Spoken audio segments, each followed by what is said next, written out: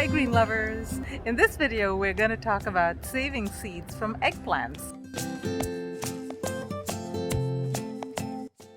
Well, here are some eggplants that I harvested from my backyard. This one's nice and shiny, which actually means it's still good to eat. You want to look for that nice shiny hue on the eggplant when you harvest them for eating.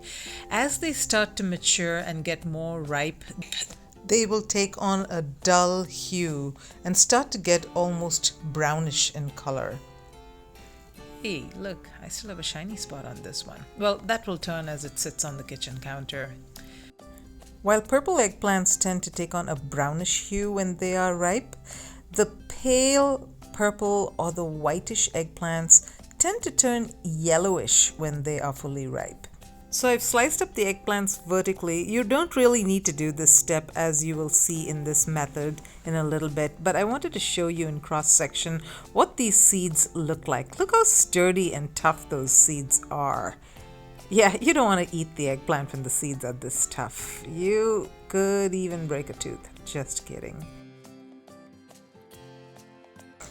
So here is my super duper secret apparatus. Yep, none other than my food processor. It does a truly excellent job of extracting seeds from eggplant. All I do is I put a few chunks of eggplant in it and I pulse away. And just enough to get the majority of the pulp to separate out from the eggplant seeds. Now you might think that the food processor would crush the seeds, but I'm telling you from experience that is simply not true. The blades of the food processor are blunt enough and the seeds are tiny enough that they are able to escape being crushed by these blades. So yeah, that's about all you want to do, is get it to about this point.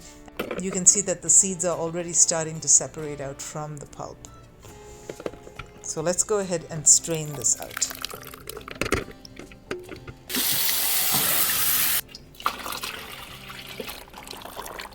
And now I just drain out the water. The seeds have separated down.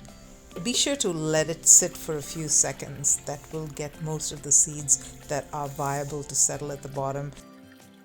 See, you can already see the seeds, and there's a lot of them that have started separating out and settling in at the bottom.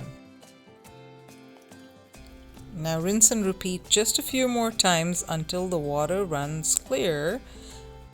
And for the last round I send it through a strainer, so I capture all those seeds, and then all that I do is dump it out onto a paper towel and spread it around so that it will dry more quickly. And don't forget, put a label with the name of the seed on it, because I promise you if you don't do that, you're going to forget. Been there, done that. Now all you need to do is put it somewhere nice and dry and let it dry for 2, 3, 4 weeks. Just forget about it. Come back after a month or so and the seeds will be perfectly dry and ready for you to store away for future years to come. Oh, and don't forget to share with friends. By the way, if you want to know the easiest way to save tomato seeds and to do it just like the pros do, please do check out the video that I am showing on the screen right now. And in that video, I also show you my marvelous seed storage system. So do check it out.